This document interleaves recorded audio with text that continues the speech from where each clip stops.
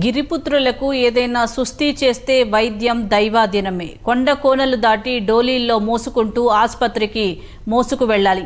వ్యయ ప్రయాసలు కోర్చి సమీపంలోని పెద్దాసుపత్రులకు తీసుకువెళ్లాలి. విశాఖ మన్యంలో ఆ ఇక్కట్లను క్రమంగా తప్పిస్తోంది కూటమి ప్రభుత్వం. ఒకప్పుడు కేజీహెచ్ వైపు చూసే అడవి బిడ్డలను పాడేరు ఆసుపత్రి బాట పట్టిస్తోంది. వైద్య నిపుణులు ఇతర సిబ్బంది నియామకాలతో పాడేరు ఆసుపత్రి సేవలను బలోపేతం చేసింది. ఇప్పుడు కూడా కొంతమంది గిరిజన ప్రాంతానికి రావాలంటే డాక్టర్లు రావడం లేదు. ఇక్కడ కూడా ఇంకా డాక్టర్లు తయారు కాలేదు. దీనికి ప్రత్యేకమైన శ్రద్ధ పెడతాం. అవసరమైతే ప్రత్యేకమైన ఇన్సెంటివ్స్ ఇస్తాం. శాంక్షన్ అయిన అన్ని డాక్టర్ పోస్టుల్ని ఏదో విధంగా భర్తీ చేసే బాధ్యత ఈ ప్రభుత్వం తీసుకుంటామని మీ అందరికీ హామీ ఇస్తున్నాం. 482 కోట్ల వ్యయంతో గిరిజన ప్రాంతాల్లో 5 మల్టీ స్పెషాలిటీ హాస్పిటల్ కూడా ఏర్పాటు చేస్తున్నాం. పేట ఐటీడీఏలో మల్టీ స్పెషాలిటీ ఆసుపత్రి 50 కోట్లతో కడుతున్నాం. ఐటీడీఏ పార్వతీపురంలో 50 కోట్లతో ఇంకొక హాస్పిటల్ కడుతున్నాం. రంపచోడవరంలో ఐటీడీఏ 50 కోట్లతో మల్టీ స్పెషాలిటీ ఆసుపత్రి కడుతున్నాం. గిరిజనుల ఆరోగ్య భద్రతకు భరోసా ఇచ్చేలా ఇటీవల సీఎం చంద్రబాబు పాడేరు పర్యటనలో చేసిన ప్రకటన ఇది. ఏజెన్సీలో వైద్యులు రావడం లేదని, ప్రత్యేక ఇన్సెంటివ్స్ ఇచ్చి వైద్యులను అందుబాటులోకి తెస్తామని చెప్పారు. అంతేకాదు 422 కోట్ల రూపాయల వ్యయంతో గిరిజన ప్రాంతంలో మల్టీ స్పెషల్ హాస్పిటల్ నిర్మిస్తామని హామీ ఇచ్చారు. సీఎం సూచనలతో పాడేరు మెడికల్ కళాశాల ఆధ్వర్యంలో గిరిబిడ్డలకు వైద్య సేవలను దరిచేర్చేందుకు అధికారులు ప్రత్యేక శ్రద్ధ తీసుకున్నారు.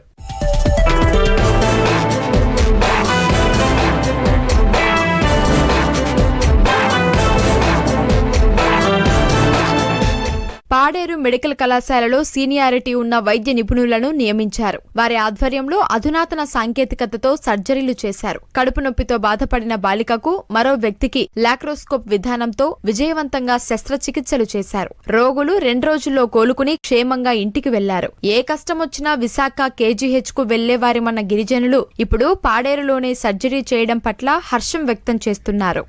కేజీస్కి వెళ్ళే అవసరం లేదు, అన్నీ కూడా ఈ పాడేరు హాస్పిటల్లోనే చేస్తున్నారు. కోతైన ఆపరేషన్ మాకే ప్రాబ్లం లేదు, బాగానే ఉంది. మా పాపకు కూడా అన్ని బాగానే చూసుకున్నారు.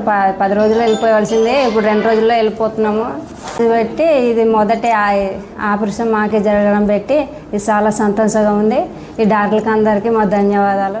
లాప్రోస్కోప్ తో రోగులు తక్కువ సమయంలోనే రికవరీ అవుతున్నారని వైద్యులు చెబుతున్నారు. అడ్వాన్స్ టెక్నాలజీతో భవిష్యత్తులో మేజర్ సర్జరీలు చేస్తామన్నారు. Paderu medical college, government medical college వచ్చిన తర్వాత ఈ హాస్పిటల్లో ఇంప్రూవ్మెంట్కి మా ప్రిన్సిపల్ గారు సూపరింటెండెంట్ గారు అందరిని ఎంకరేజ్ చేస్తూ ఉన్నారు.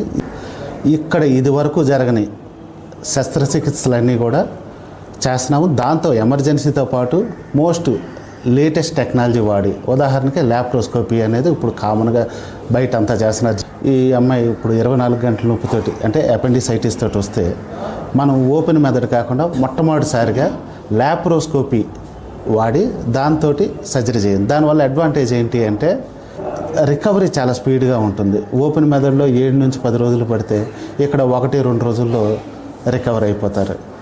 అది మన కాలేజీలో, మన పాడేరు గవర్నమెంట్ హాస్పిటల్లో మొదలెట్టడం చాలా సంతోషం. పాడేరు ఆసుపత్రిని మరింత మెరుగ్గా తీర్చిదిద్ది డాక్టర్ల సంఖ్య పెంచి వైద్య సేవలు అందిస్తామని వైద్యాధికారులు చెబుతున్నారు. చీఫ్ మినిస్టర్ గారి ఆధ్వర్యంలో అన్ని డిపార్ట్మెంట్లు కూడా ఫిల్ చేయడం జరిగిందండి. ముఖ్యంగా ఇటువంటి డిపార్ట్మెంట్లో ప్రొఫెసర్ అండ్ హెచ్ఓడీలు నింపడం వలన మనకి ఇప్పుడు సర్జరీస్ అవన్నీ చాలా ఎక్కువగా అయ్యే అవకాశం ఉంది. అలాగే ఆధునిక టెక్నాలజీతో ఈ లాప్రోస్కోపీ మెథడ్ ద్వారా సర్జరీస్ కూడా చేస్తున్నారు. సో వాళ్ళకి ఫైనాన్షియల్గా ఎటువంటి ఇబ్బందులు లేకుండా కూడా ఉంటుంది. అలాగే హాస్పిటల్ స్టే కూడా తగ్గుతుంది. పేషెంట్ కూడా చాలా కంఫర్టబుల్గా ఉంటుంది అన్నమాట ఈ మెథడ్ కోత లేకుండా చేయడం ద్వారా. సో ఇటువంటి అరుదైన శస్త్రచికిత్సలు ఇప్పుడు మన హాస్పిటల్లో అందుబాటులో ఉన్నాయి. కాబట్టి ఇటువంటి నైపుణ్యం గల డాక్టర్స్ మన హాస్పిటల్లో, మన జీజీహెచ్ జీఎంసీలో ఉన్నారు. కాబట్టి ఇక్కడ ప్రాంత ప్రజలందరూ కూడా ఇటువంటి అవకాశాన్ని అందిపుచ్చుకుంటారని ఆశిస్తున్నాను. రానున్న రోజుల్లో వైద్య సేవలు మరింత చేరువై కష్టాలు తీరతాయని గిరిపుత్రులు ఆశాభావం వ్యక్తం చేస్తున్నారు.